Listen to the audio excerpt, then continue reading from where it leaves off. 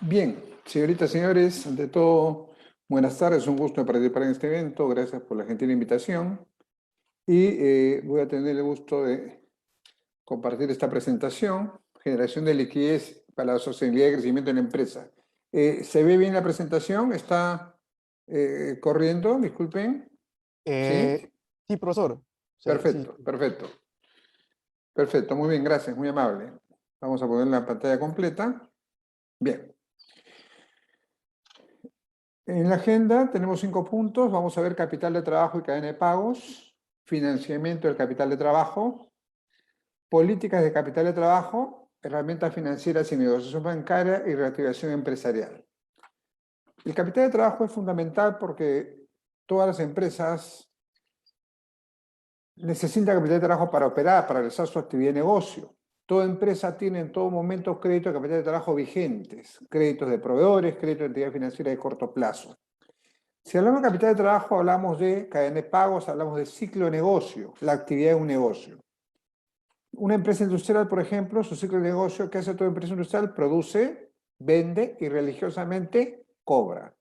Para producir inyecta liquidez, compra insumos, contrata servicios y cuando cobra, esa cobranza incluye la utilidad de la venta y retorna la liquidez a la empresa. Miren cómo la liquidez, el efectivo marca el inicio y el fin del ciclo de negocios. Una empresa comercial compra, vende y religiosamente cobra. Una empresa de servicios hace el trato con el cliente para vender el servicio, le vende el servicio, le genera el servicio y cobra. Como vemos, toda empresa para generar ventas tiene que realizar su ciclo de negocio, tiene que invertir, por tanto, en capital de trabajo. Y el ciclo de negocio no termina en la venta, sino termina en la cobranza. La cobranza permite cerrar exitosamente el ciclo del negocio. Tenemos acá en una empresa industrial, por ejemplo, el ciclo de negocio, producción, ventas, cobranzas. Toda empresa para generar utilidades tiene que vender. Si estos resultados tenemos ventas. Pero para vender tiene que invertir en capital de trabajo, invertir en inventarios para poder producir y vender e invertir en dar créditos. Porque si solo vende el contado, vendería muy poco, no sería rentable, no sería sostenible. Entonces tiene que invertir en dar crédito. Por lo tanto, va a interactuar con proveedores y con clientes. Bien. Una empresa será más eficiente cuando su ciclo de negocio, en la gestión del capital de trabajo, cuando su ciclo de negocio es lo más corto posible para un mismo nivel de ventas. Eso le permite rotar. Y recordemos que la rentabilidad de una empresa es margen por rotación. Margen, lo vemos, margen bruto, margen operativo, eficiencia en costos y gastos, estado de resultados. Rotación se refiere a la rotación de la inversión, capital de trabajo y, lógicamente, utilización de la capacidad instalada. Este ciclo de negocio podemos medirlo a través de los ratios de rotación de inventarios y rotación de cobranzas, ¿no? Dos factores fundamentales dentro del capital de trabajo. Toda empresa, entonces, para optimizar la inversión, debe gestionar eficientemente el capital de trabajo, lo que implica rotar al máximo tanto sus inventarios como sus cuentas por cobrar. Bien. Relacionado al capital de trabajo y al ciclo de negocio está la cadena de pagos. Como vimos, una empresa para realizar ventas, para vender, tiene que invertir en inventarios e invertir en dar crédito. Tiene que interactuar entonces con proveedores y con clientes. El ciclo de negocio termina en la cobranza, ¿no? Una empresa cobra de los clientes el pago correspondiente a la venta y a su vez con ello paga a sus proveedores. Por ejemplo, con la pandemia, el año pasado, está ya abierta la cuarentena, ¿no? Implementar la cuarentena en 15 de marzo, ¿el gobierno qué hizo? Rápidamente creó programas de créditos con garantía del gobierno, Reactiva Perú, FAEMIPE, que dotaban de capital de trabajo a las empresas a largo plazo, a 3 años, ¿no? ¿Para qué? Para mantener la cadena de pagos. Y el objetivo de ello fue evitar una quiebra masiva de empresas y con esto preservar los puestos de empleo. Entonces, con esto se reactivaba la cadena de pagos, podían las empresas cobrar de sus clientes y a su vez pagar a sus proveedores, ¿no? Por lo tanto, es fundamental para que una empresa pueda operar. Tenemos acá la radiografía o selfie del balance, ¿no? Como bien sabemos, el término corriente es corto plazo y no corriente largo plazo. Si hablamos de capital de trabajo, hablamos de activos corrientes. tenemos esta línea paralela al activo corriente que es capital de trabajo. Toda empresa debe invertir en capital de trabajo para poder realizar su ciclo de negocio, como estamos viendo acá. Pero a su vez ese capital de trabajo debe financiarlo. Cuando vemos un balance general o estado de situación financiera, como sabemos la ecuación contable básica, ¿cuál es? Activo igual pasivo más patrimonio. Pero si esa ecuación la reexpresamos financieramente, diríamos que el activo es la inversión y el pasivo de patrimonio el financiamiento. Entonces, toda empresa es inversión y financiamiento. Una empresa invierte en capital de trabajo para poder producir, vender y cobrar, realizar su ciclo de negocio, pero para eso debe financiarlo. Tenemos acá que capital de trabajo es igual a activos corrientes y capital de trabajo neto es igual a activo corriente menos pasivo corriente. Si vemos gráficamente activo corriente menos pasivo corriente, me da este tramo. Este tramo del activo se llama capital de trabajo neto o fondo de maniobra. Esto es lo que le da oxígeno, respiro, flexibilidad financiera a una empresa. El capital de trabajo neto viene a ser excedente de liquidez. ¿Por qué? Tengo pasivos corrientes que vencen los próximos 12 meses y ¿con qué los voy a pagar? Con mis activos corrientes. Por lo tanto, debo tener un excedente que me dé capacidad para maniobrar. Por eso también esto se llama capital de trabajo neto o fondo de maniobra. ¿Y cómo se financia? Si lo vemos gráficamente, con pasivo no corriente y patrimonio, deuda a largo plazo y patrimonio. Sin embargo, más allá de los programas de Reactiva Perú y FAEMIPE, donde se otorgaron capital de trabajo a largo plazo, fueron créditos excepcionales para una situación excepcional, que esperemos que no se vuelva a repetir esa causa, digamos, de esto, ¿no? Pero más allá de eso, donde hubo créditos de capital de trabajo a largo plazo, con garantía del Estado y a tasas bajísimas, entre 0.5 y 3% tasa efectiva anual, ¿no? Más allá de ello, en el sistema financiero no hay crédito de capital de trabajo a largo plazo. Solamente en los segmentos de microempresa y pequeña hay hasta 18 meses, ¿no? Sin embargo, no es usual. Por lo tanto, mayormente este excedente en liquidez, este capital de trabajo neto, debe financiarse con patrimonio, a través de las utilidades retenidas.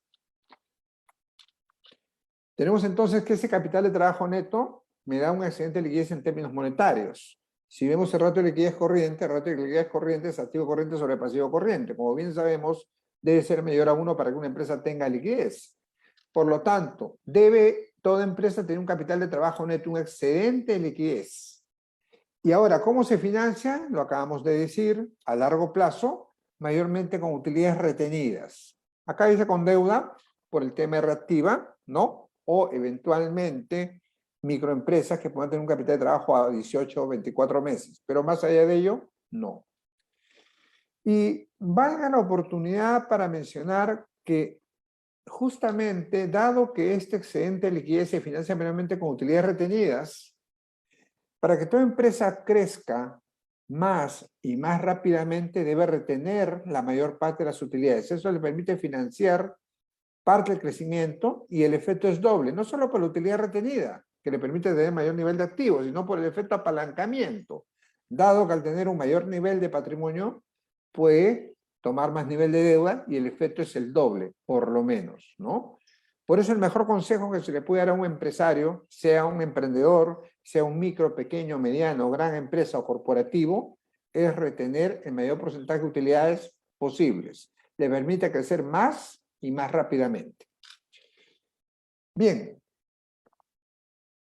Administrar el capital de trabajo es administrar el ciclo de negocio, interactuar con proveedores, con clientes.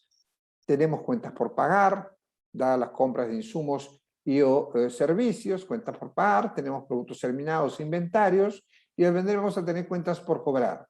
Entonces, administrar el capital de trabajo es administrar el ciclo de negocio, administrar financieramente el ciclo de negocio. Representa el ciclo financiero a corto plazo de la empresa. ¿Y por qué es fundamental? Porque si una empresa no tiene capital de trabajo, no puede operar. Se le llama fondo operativo, fondo de maniobra, capital de trabajo neto, ciclo efectivo. Lo cierto es, más allá del nombre, que si una empresa no tiene capital de trabajo, no puede operar. Por eso fue fundamental que el gobierno implementara, establecía la cuarentena, inmediatamente programas de crédito con garantía del gobierno para capital de trabajo. Ahora mencionaremos que si eso fue fundamental en su momento, ¿qué necesita actualmente una empresa de todo tamaño para tener sostenibilidad y continuidad? ¿Más crédito? No, necesita vender, vender y vender, incrementar ventas. Y como bien sabemos, las empresas, la economía, la actividad empresarial, desde el mes de tercer trimestre del año pasado, luego de iniciar la fase 1 de reinicio de actividades en fin de mayo, fase 2 en junio del año pasado, fase 3 en julio y fase 4 parcialmente en septiembre y con aforos limitados, pero lo cierto es que el año pasado, desde junio del año pasado, mes a mes la economía crece más que el mes anterior. Lógicamente todavía no recupera niveles prepandemia. Mes a mes la actividad empresarial crece más que el mes anterior, o sea, las empresas mes a mes están vendiendo más. Y el empleo mes a mes se está recuperando. Lo que pasa es que la caída de abril y mayo fue tremenda, porque se cerró totalmente la economía. Sin embargo, está creciendo el Perú. Desde el tercer trimestre del año pasado viene recuperándose más rápido de lo esperado. Se espera este año un crecimiento del 10.5%, que si bien es cierto, tiene un gran componente que es el efecto rebote de la economía, ¿no? Lo cierto es que hay una gran capacidad de resiliencia en la actividad empresarial, en las personas, ¿no? Y estamos en un entorno internacional favorable, gracias al ciclo al alza de los minerales, los commodities. Bien, acá estamos relacionando el ciclo de negocio con los ratios de rotación, ¿no? Como dijimos, una empresa debe invertir en capital de trabajo para poder realizar su ciclo de negocio, producción, ventas, cobranzas. Y para ser eficiente en ello debe rotar al máximo su capital de trabajo. ¿Rotar al máximo qué cosa? Sus inventarios y sus cuentas por cobrar. Muy bien, todo esto tiene que ver con inversión. Ahora, ¿cómo financia una empresa su ciclo de negocio? En primera instancia, lo financia con proveedores, porque para producir compra insumos, contrata servicios, y el proveedor debe financiar ese primer gran tramo. Sin embargo, vemos acá que el ciclo de negocio es digamos, un periodo más largo que el crédito que me pueden dar los proveedores. Esta brecha lo financia el sistema financiero. Tenemos acá, por ejemplo, estamos relacionando la rotación de inventarios con los días promedio de stock. Tenemos abajo la leyenda, días promedio de stock. Estamos relacionando la rotación de cuentas por cobrar con el periodo promedio de cobro. Y estamos relacionando las cuentas por pagar con el periodo promedio de pago. Como dijimos, esta brecha que está en este círculo ovalado, que le he llamado gap porque gap significa brecha, descalce, pero el nombre técnico realmente es ciclo de conversión de efectivo. Es la desfase entre el ciclo de negocio y el financiamiento de proveedores. Esta brecha lo financia el sistema financiero. Ahora, si hablamos de capital de trabajo, hablamos de inversión y de financiamiento. Inversión para producir, vender y cobrar. Dijimos que una empresa debe tener el ciclo de negocio más corto para un mismo nivel de venta, porque eso le permite rotar más. Muy bien, ¿cómo puede una empresa gestionar eficientemente su capital de trabajo, su inversión en capital de trabajo? Uno, disminuyendo sus días promedio de stock. Quiere decir que con eso van a rotar más sus inventarios. Eso permite que la producción y ventas la realicen en menos días. Y dos, que su periodo promedio de cobro sea cada vez menor. Eso implica que roten más sus cuentas por cobrar. En la medida, por lo tanto, que una empresa rote al máximo sus inventarios y sus cuentas por cobrar, va a tener un periodo de ciclo de negocio menor y eso le va a permitir rotar más veces en el año. Muy bien. Esta es la inversión. Ahora, ¿cómo lo financio? Tenemos acá proveedores y sistema financiero. En primera instancia debemos financiarlo con proveedores, debemos privilegiar el crédito a proveedores. ¿Por qué? Menos costoso y más flexible, ¿no? Si nosotros vemos el estado financiero, el balance general o estado de situación financiera de cualquier empresa, en el corto plazo, pasivo corriente le debe sustancialmente a proveedores y entidades financieras, y más a proveedores que a entidades financieras. Es la primera gran fuente de financiamiento. Entonces, en la medida en que mi periodo promedio de pago, mi plazo de pago a proveedores, yo lo pueda ampliar, siempre se puede negociar mejores condiciones con proveedores, van a rotar menos mis cuentas por pagar. Esto implica que de este ciclo de negocio que está arriba, que lo he reducido, voy a tratar de financiar en lo máximo posible vía proveedores y eso va a hacer que el financiamiento con entidades financieras sea menor. De esta forma yo optimizo la gestión de mi capital de trabajo, tanto en la inversión como del financiamiento. Para ahondar en el financiamiento, veamos las modalidades de financiamiento de capital de trabajo. Tenemos acá el ciclo de negocio, producción, ventas, cobranzas. La etapa de producción y ventas, ¿cómo lo financio? Recordemos que para producir compramos insumos, contratamos servicios, por lo tanto mi primera fuente de financiamiento natural son los proveedores. Entonces lo financio en primera instancia con proveedores y luego con el sistema financiero. ¿Con qué modalidades? Pagarés, avances en cuenta, sobregiros en cuenta corriente por unos días y factoring de cuentas por pagar. El factoring de cuentas por pagar financia pagos a proveedores. El factoring es la compra de la factura que el banco le hace al proveedor y así el proveedor se convierte en acreedor, el banco se convierte en acreedor de su cliente. Acordémonos que para producir nos financiamos en primera instancia con proveedores. Entonces, en primera instancia hay que pagarle a los proveedores. Una forma de pagarles es vía factoring, ¿no? Donde reemplazo el financiamiento del proveedor por el financiamiento bancario. Y cuando la empresa ya vendió, tiene la factura, la letra, ¿cómo lo financia? Ahí lo financia exclusivamente en el sistema financiero. ¿Cómo? Vía descuento de letras y facturas negociables o vía factoring de cuentas por cobrar, donde acá la empresa es el proveedor de su cliente, le vende la factura al banco. Vale decir que, como bien sabemos, en nuestro país ya hace unos años se ha normado lo que es la factura negociable.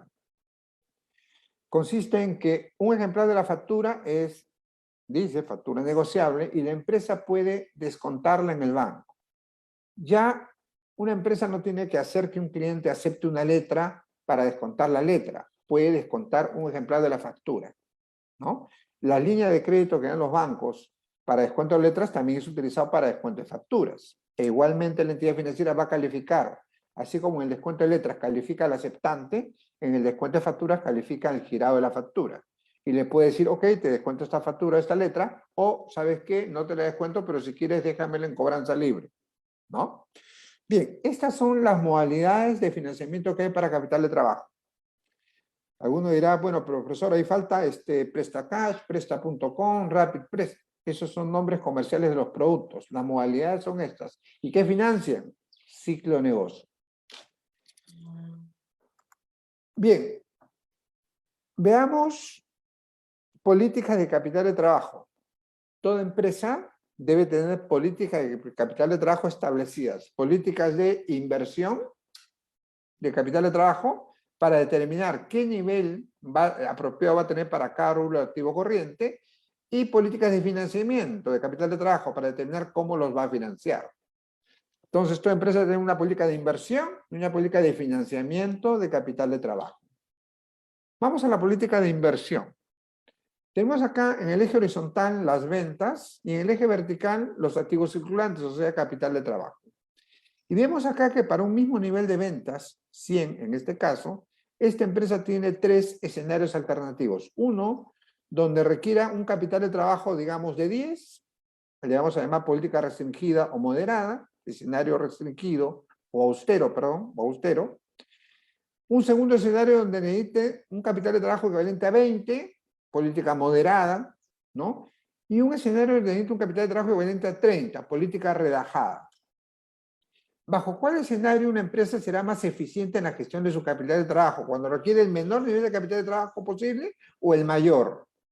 Será más eficiente cuando requiere el menor nivel de capital de trabajo posible, o sea, política restringida o austera, ¿no? Esta es la política recomendada y consiste en tener el menor nivel de capital de trabajo necesario para un nivel de actividad de negocio que tenga la empresa, pero eso sí, sin afectar ni las ventas ni la operatividad. Muchas empresas, en nombre de la austeridad, se hacen un daño, porque afectan, en nombre de la austeridad, afectan su operatividad y sus ventas. Eso es hacerse un daño. Puede ser austero, restringir al máximo posible, pero sin afectar ventas ni operatividad. Ahora, ¿cómo una empresa puede, con menor capital de trabajo, producir igual que en estos dos escenarios más cómodos, más holgados? ¿Qué le va a exigir este primer escenario? Esta política restringida o austera le va a exigir que gestione justamente eficientemente el capital de trabajo. Es decir, rotar al máximo sus inventarios y sus cuentas por cobrar, ¿no? Entonces, política de inversión, rotación al máximo de capital de trabajo, inventarios y cuentas por cobrar para tener el menor nivel de capital de trabajo necesario para un mismo nivel de actividad de negocio. Muy bien. Esta es la política de inversión. Veamos la política de financiamiento. ¿Cómo financiar el capital de trabajo? Tenemos acá una gráfica donde en el eje horizontal presentamos el tiempo y en el eje vertical los activos. Tenemos acá esta línea curvilínea que son los activos totales, ¿no? Detrás de las ventas están los activos. Como ve acá, se ve una estacionalidad en los activos. Es porque corresponde a una estacionalidad en las ventas. Para vender más, una empresa necesita más activos, más inventario, más cuentas por cobrar. Muy bien. Entonces acá vemos una estacionalidad en los activos. Si estos son los activos, ¿cómo está conformado? Activos fijos, ¿sí? Que en el largo plazo son crecientes. Una empresa cada 3 o 4 años amplía capacidad instalada, capacidad de producción, invierte en CAPEX, ¿no? Para tener más capacidad de actividad de negocio. Y si estos son los activos fijos, el resto van a ser activos circulantes. Pero hay activos circulantes de dos tipos, de carácter permanente y de carácter temporal. Ambos son activos circulantes, acá estamos hablando de inventarios, de cuentas por cobrar.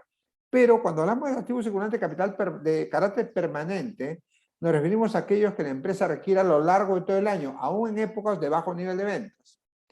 Por ejemplo, Renzo Costa, una empresa de cueros, muy bien. Fabrica artículos de cuero, ¿no? Digamos, accesorios, ¿sí? Accesorios, y también accesorios de escritorio, de oficina, y también, digamos, de ropa, por ejemplo, correas, llaveros, monederos, billeteras, carteras. Todo el año vende estos productos, pero entre, digamos, mayo y agosto vende además ropa de invierno, sacos y casacas de cuero para damas y caballeros, pantalones y faldas de cuero para damas. Entonces hay una estacionalidad en Renzo Costa entre los meses de mayo y agosto en sus ventas, ¿cierto? Sin embargo, todo el año vende. Todo el año necesita un nivel determinado mínimo de capital de trabajo consistente en un nivel mínimo de inventarios y un nivel mínimo de cuentas por cobrar. Esos niveles mínimos de capital de trabajo que requiere todo el año se le llama activo circulante de carácter permanente. Y los activos circulantes de carácter temporal son aquellos que requiere solamente en campaña, en ciclo, en pico de ventas. Muy bien, estos son los activos. Inversión. Ahora, ¿cómo se financia? Los activos de carácter temporal, aquellos que requiere para su campaña, su época de campaña o pico de ventas, los financia a corto plazo, vía proveedores y vía créditos del sistema financiero corto plazo. Y los activos circulantes de carácter permanente, así como los activos fijos, debería financiarlo a largo plazo. ¿Cómo? Deuda a largo plazo y patrimonio. Este activo circulante de carácter permanente es el capital de trabajo estructural, aquel que la empresa requiere a lo largo del año y que debe financiarlo a largo plazo. ¿Por qué?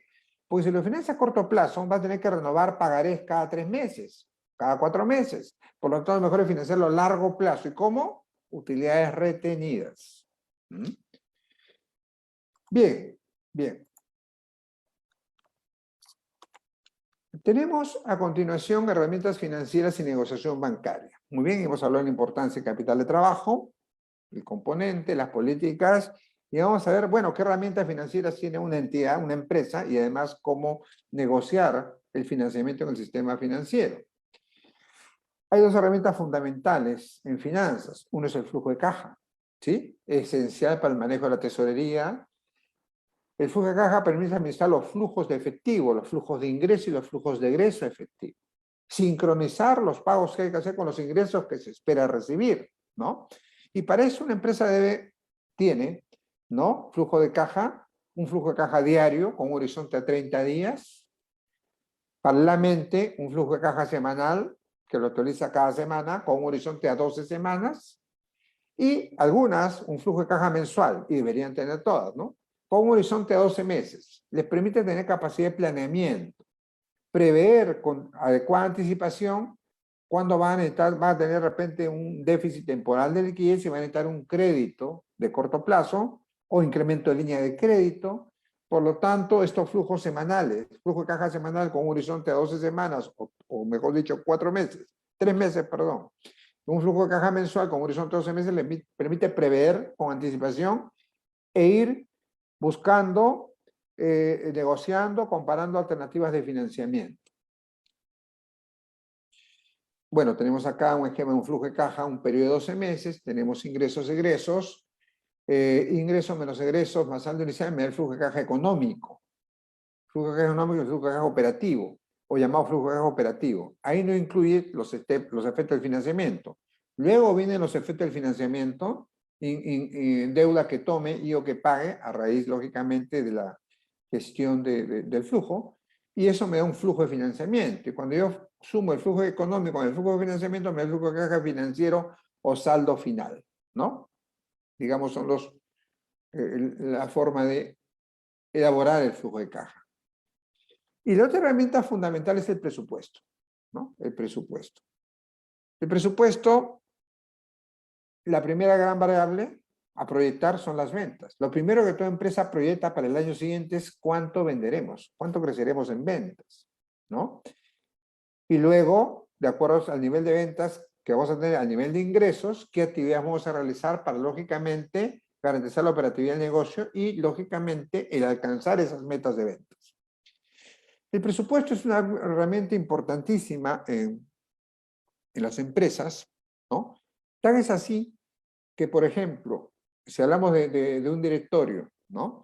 De herramientas fundamentales para el directorio en el tema financiero, y no solo financiero, ¿eh? Sino en el tema de la empresa es el plan estratégico y el presupuesto. Porque con eso el directorio y la junta de accionistas le dice a la empresa, a todos, a dónde quiere llegar, cuál es el norte, el horizonte, ¿no? Y cómo llegar a él.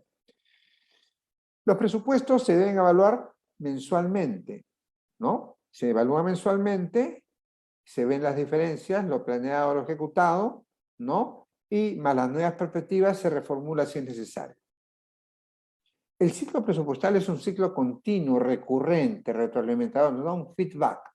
En primer lugar, punto 1, proyectamos, elaboramos el presupuesto. Para eso, ustedes saben, las empresas parten del plan estratégico, ¿no?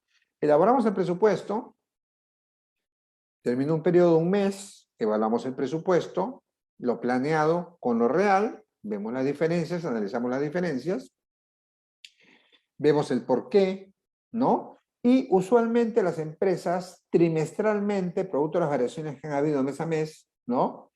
Pueden ratificar su presupuesto en lo que quede el año o reformularlo, modificarlo, ampliarlo en función de los resultados y las nuevas perspectivas que haya. Por lo tanto, como vemos, es un ciclo continuo, recurrente, que se alimenta del análisis de lo ejecutado versus lo planeado, el análisis de esas variaciones y el análisis de las nuevas perspectivas ante las cuales estamos.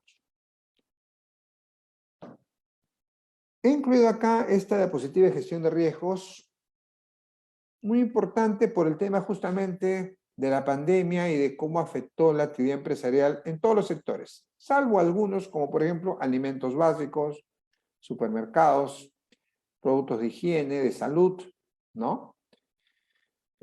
Bien, la gestión de riesgos consiste, mejor dicho, reconoce que hay dos tipos de pérdidas en las empresas. Pérdidas esperadas.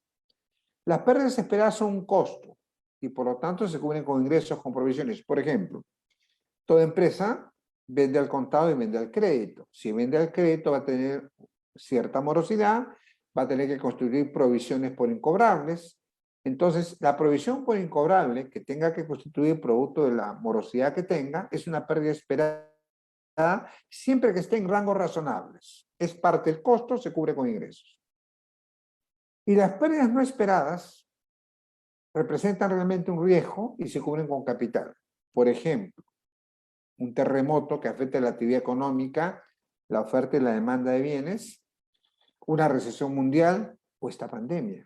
Esta pandemia ha originado para enfrentar es un factor de riesgo operacional, ¿no? Es un evento no esperado, riesgo operacional, y ha hecho que todas las empresas, ¿no? Ante esta pérdida no esperada, ¿no? Tengan que de alguna manera cubrirlo con capital. ¿Por qué?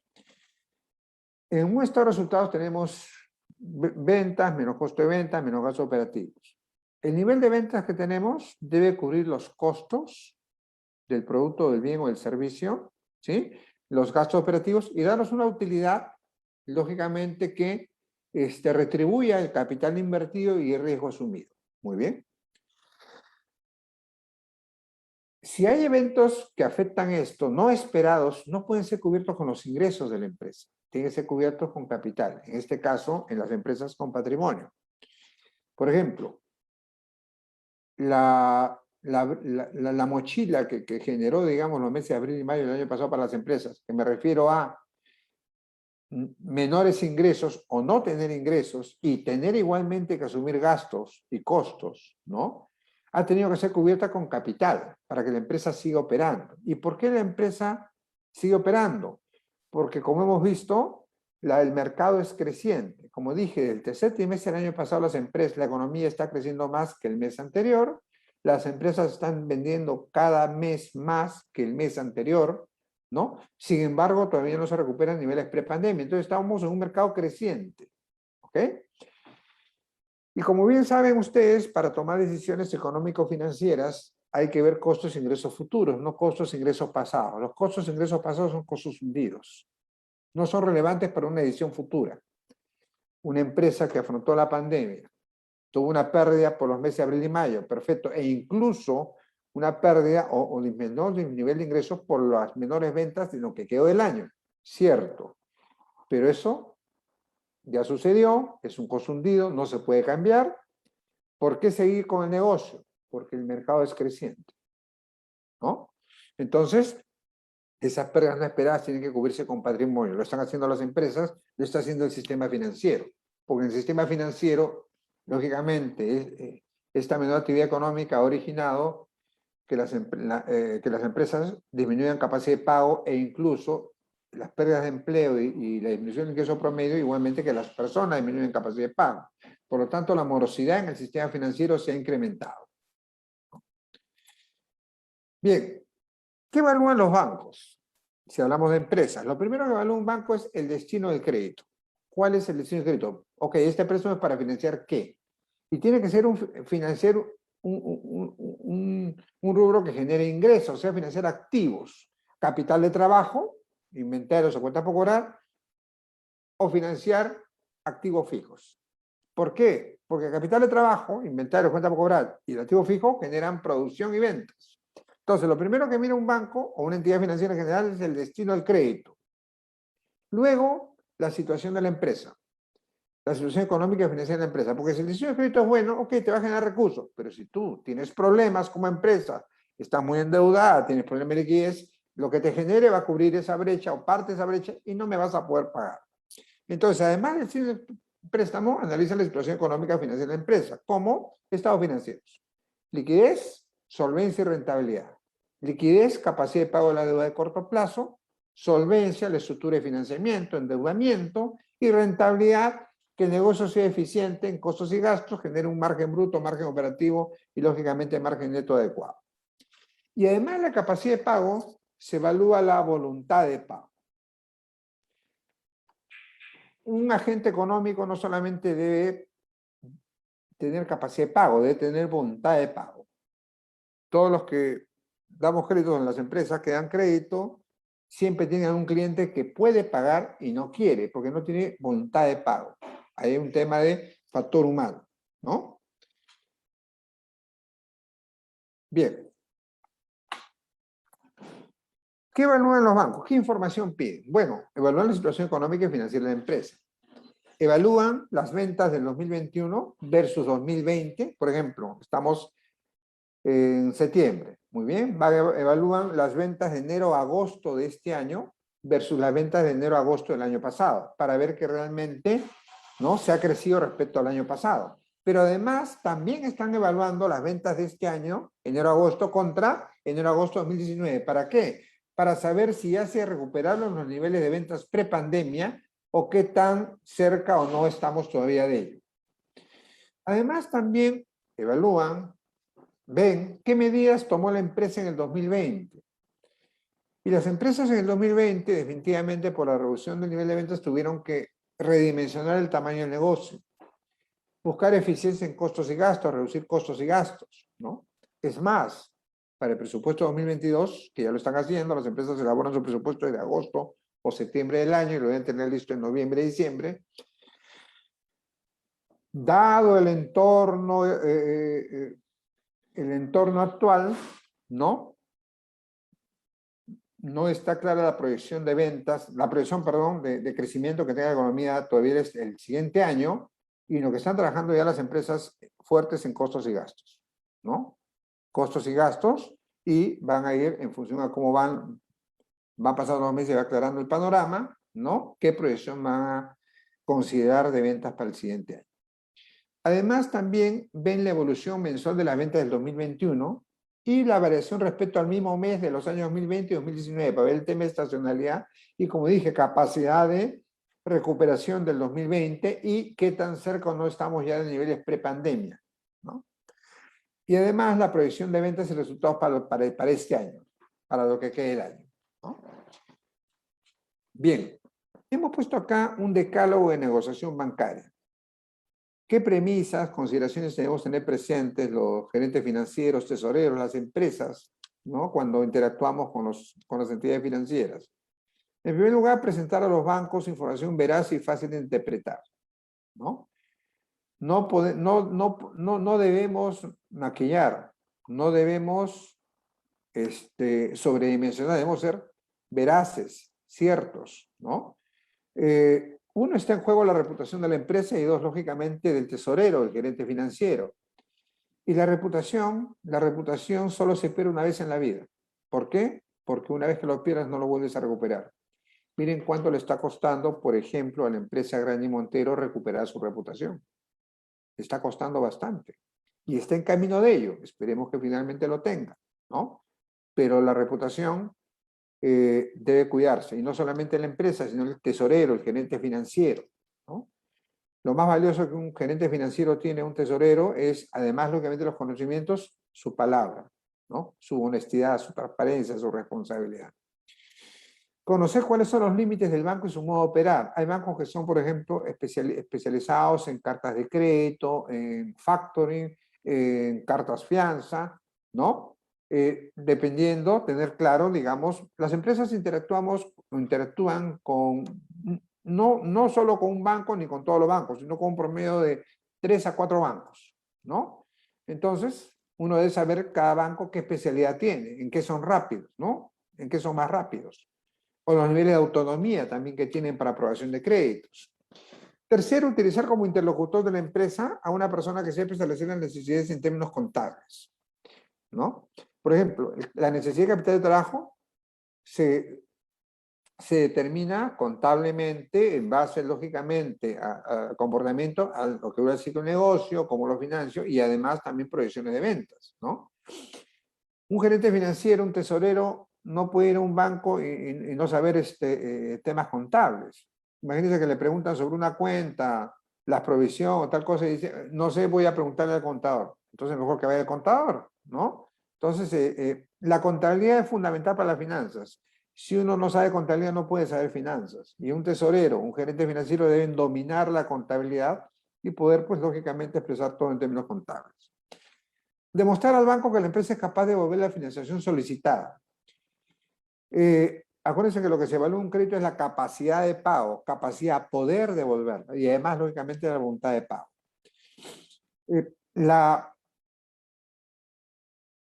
Muchas veces podemos tener, digamos, amistad con el sectorista, con el ejecutivo de negocios.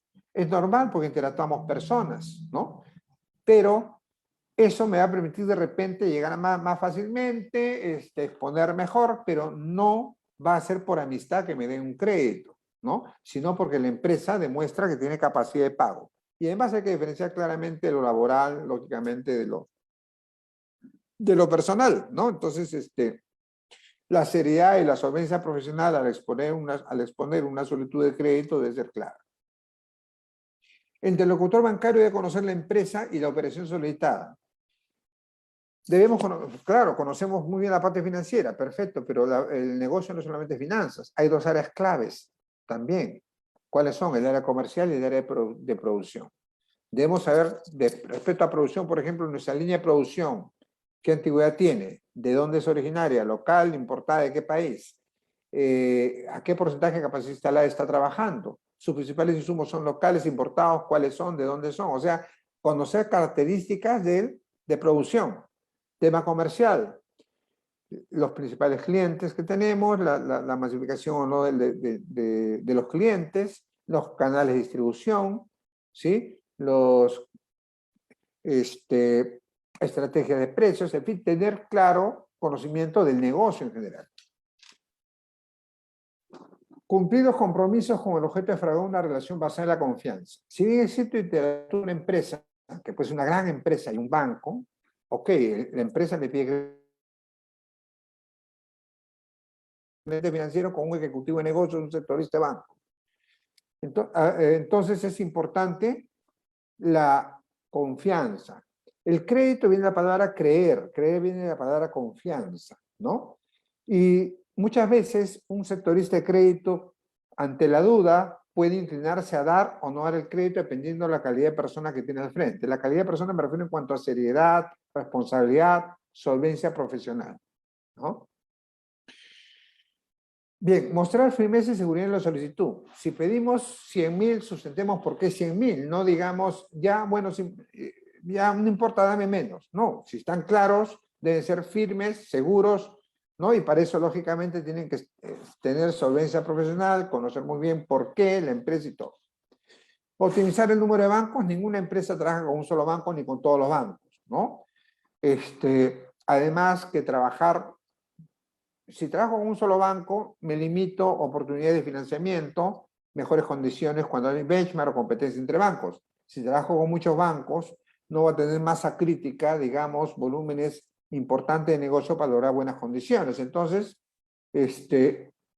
digamos, de 2 a 3 bancos o a 4 máximo, teniendo claramente 1 o 2 bancos principales.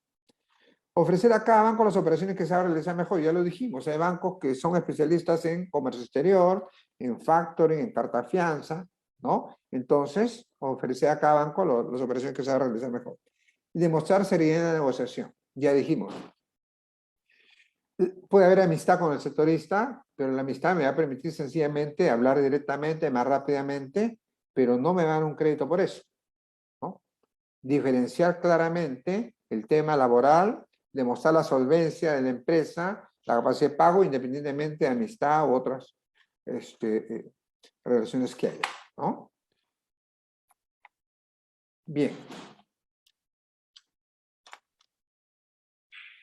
Vamos a ver un último punto rápidamente, estamos con el tiempo, reactivación empresarial. En la reactivación empresarial hay 2 problemas. La empresa tiene problemas ya financieros, ¿no? Y tiene ventas decrecientes, ¿no?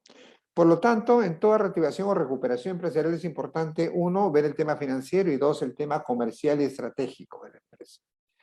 Todo problema viene por una disminución gradual y sostenida de las ventas, ¿no? Si hablamos de cuáles son las principales metas que una empresa debe tener, que a su vez se convierten en metas estratégicas, yo le diría, no son las financieras, son las metas comerciales. ¿Y cuáles son esas metas comerciales? Incremento en ventas e incremento de participación de mercado. Miren, flujo de caja. En el flujo de caja, ¿qué genera ingresos? Solamente las ventas, no hay más. ¿Y qué genera ingresos? Hay que pagarle a todos, proveedores, bancos, UNAP, planilla, todo. ¿Por dónde sale? De las ventas, ¿no? Por lo tanto, las metas comerciales son las metas estratégicas en toda empresa.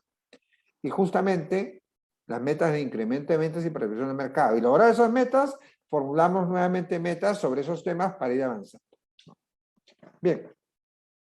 En la reestructuración comercial estratégica de la empresa, fíjense, dice comercial estratégica porque lo comercial es estratégico. ¿A qué me refiero? Las ventas. Hay una frase que siempre digo y es: el mercado manda. Una empresa puede tener la mejor infraestructura, la más amplia cobertura, la gente más calificada, los mejores productos, pero si no vende, está muerta. Un banco igual puede tener la más amplia red de agencias, tecnología, lo que quieran, pero si no coloca créditos, está muerto, ¿no? Por eso, como decimos en las empresas, el lema, vender o morir, y las entidades financieras, colocar o morir. Miren, ustedes verán, por ejemplo, que en los últimos meses, ya desde tercer trimestre del año pasado, la banca está muy competitiva, ¿no? Sanearon cartera entre abril, o digamos, ¿no? No sanearon todavía, pero buscaron mantener la calidad de la cartera, la programación masiva de la cartera minorista entre abril y julio, agosto, y a partir de agosto empezaron a hacer nuevamente, a salir en busca de nuevos créditos, y está muy agresivo sobre todo en compra de deuda, ¿no? Bien, entonces en la reestructuración comercial estratégica de la empresa implica tener claro los efectos de la crisis. ¿Por qué hemos llegado a estar en estos problemas si es que estamos en problemas, ¿no? ¿Qué ha pasado? ¿No? Un problema de competencia, nuestros productos no son tan buenos, ¿qué ha pasado? Los atributos del producto, precio, relación precio-producto, en fin. Focalizarnos en los clientes actuales y las relaciones clave. ¿Quiénes son nuestros principales clientes? ¿No? Mucha comunicación, CRM, ¿no? CRM con los clientes, ¿no? Y saber sus necesidades, comunicación permanente, revisión de nuestra estrategia comercial, el tema de comunicación, canales de venta, canales de distribución, ejecución de planes que implican importantes recortes y reducción de la dimensión. Las empresas el año pasado, en abril y mayo, tuvieron que reducir tamaño, ¿no? Reducir su tamaño de negocio para adecuarlo a los niveles de ingresos menores que tenían, ¿no? Y ahora, si bien es cierto, las empresas vienen creciendo, ¿no? Ya han salido de la crisis, digamos, etapa de recuperación global y sostenida, por ejemplo, para proyectar ventas para el próximo año, para el presupuesto, dado todavía cierta incertidumbre sobre qué niveles creceremos el próximo año. Algunos analistas hablan entre 0 y 2%, otros entre 2 y 4%, ¿no? Lo que están trabajando ya nuevamente es el tema de costos y gastos, ¿no? Bien. Estamos diciendo entonces que la reactivación empresarial o recuperación de una empresa tiene que ver con temas comerciales y estratégicos y con temas financieros. Reestructuración comercial y financiera y estratégica, ¿sí? Porque eso es lo que nos llevó posiblemente a los problemas en que estemos, y una reestructuración financiera. Lógicamente, las medidas que adoptemos para ello van a afectar a los flujos de efectivo, ¿cierto? Van a afectar a los flujos de efectivo. Y debe ser realista. ¿De qué sirve autoengañarnos? Pero sí deben permitir la sostenibilidad y continuidad de la empresa, ¿no? Si bien gradual, que sea lo más rápido posible.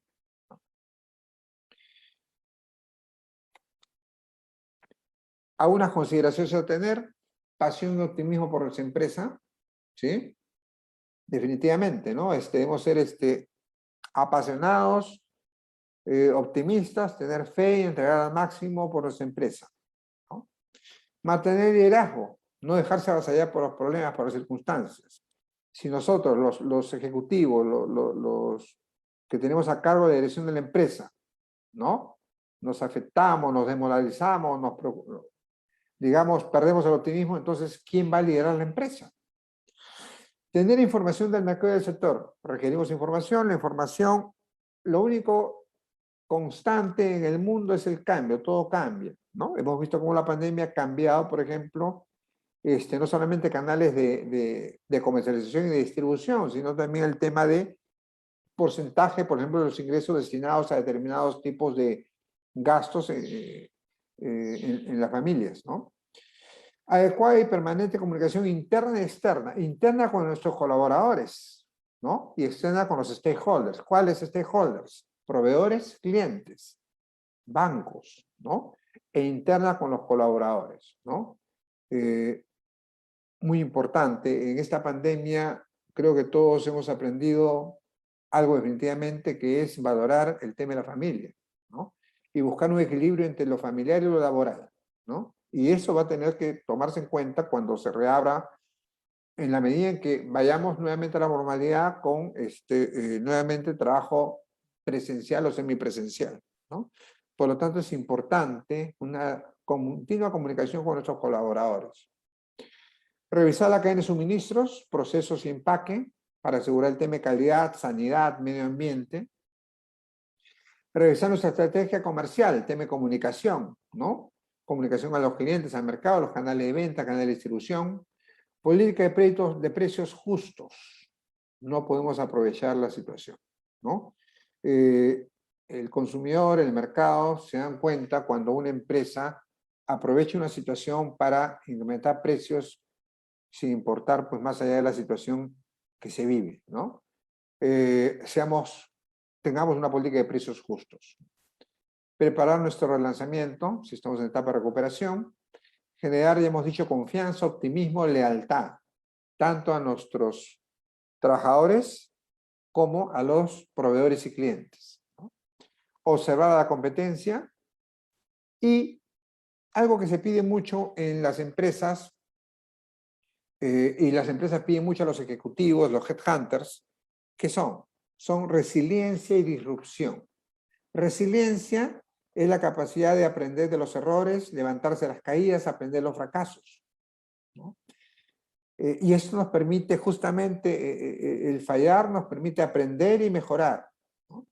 Y la disrupción es el tema de innovación, ¿no?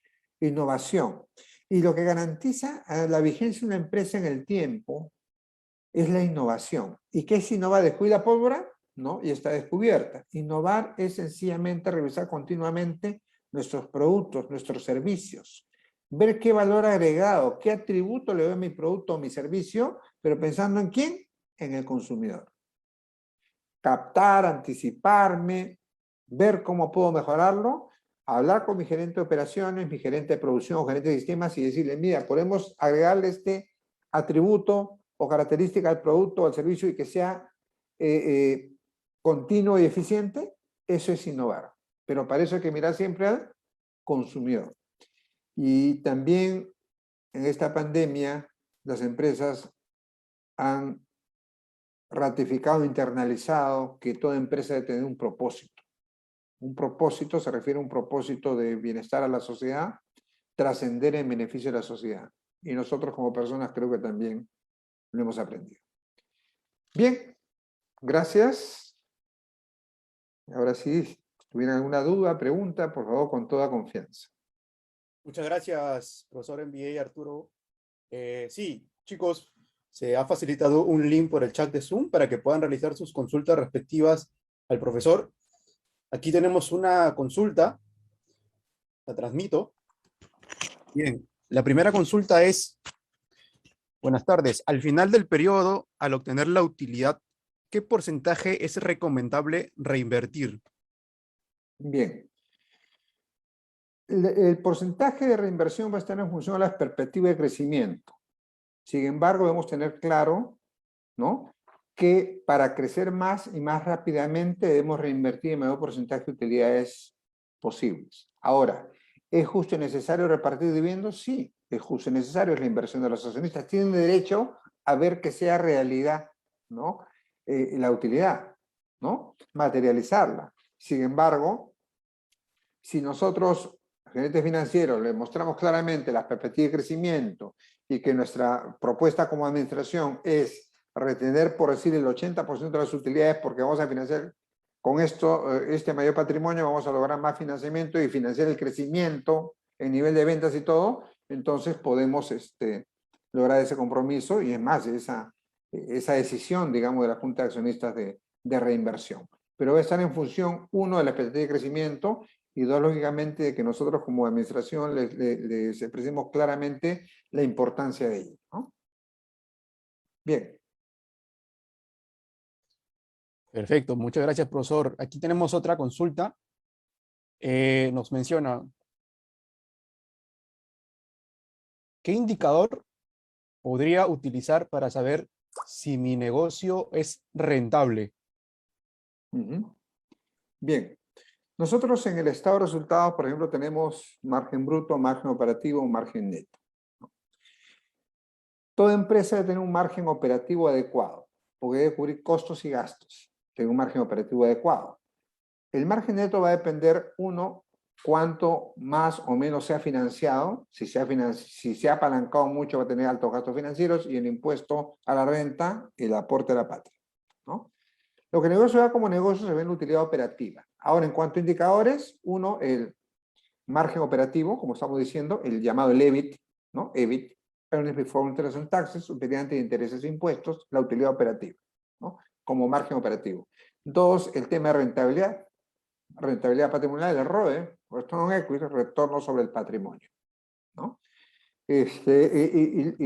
Con eso vemos la rentabilidad, ¿no? Y también buscar ver, digamos, la salud de la empresa en cuanto a liquidez, solvencia y un flujo de caja adecuado.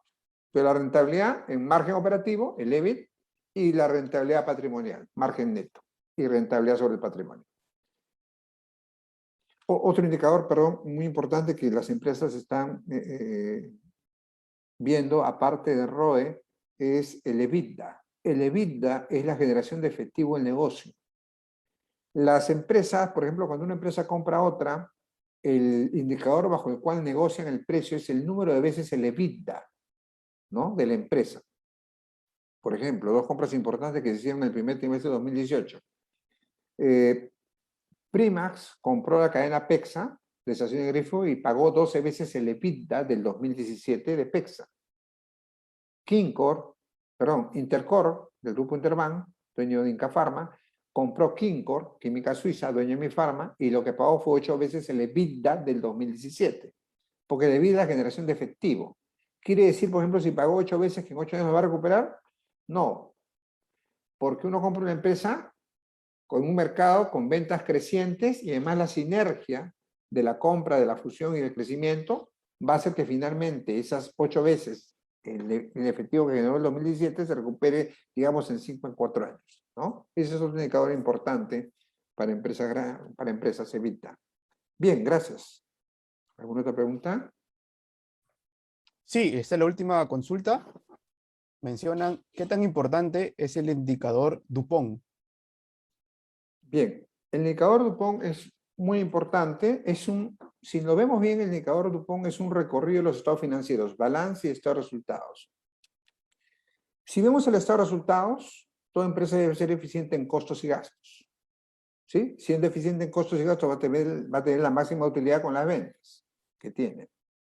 A su vez debe ser eficiente en el activo. ¿Cómo? Rotar al máximo el capital de trabajo, utilizar al máximo la capacidad instalada. Y en el pasivo de patrimonio, apalancamiento al máximo razonable. Ojo, al máximo razonable. No estar con la espada de Damocles, ¿no? Súper endeudados y con el riesgo de pérdida de negocio, insolvencia. Pero, ¿quiere decir entonces que una empresa no debe endeudarse al máximo? Sí, te endeuda, retienes utilidades, bajas el ratio de deuda, sigues endeudado para crecer, nuevamente tienes utilidades, bajas el ratio de deuda, y todo negocio crece no solo con deuda, crece con capital y deuda, capital y deuda, capital y deuda. Por eso la importancia de retener utilidades, ¿no? Entonces el modelo Dupont es muy importante y nos permite ver justamente la eficiencia, cómo una empresa debe maximizar utilidades y crecer sostenidamente, siendo eficiente en el estado de resultados con costos y gastos, en el activo, en la inversión, con rotación de capital de trabajo, utilización de capacidad instalada, y el pasivo de patrimonio con apalancamiento. Bien,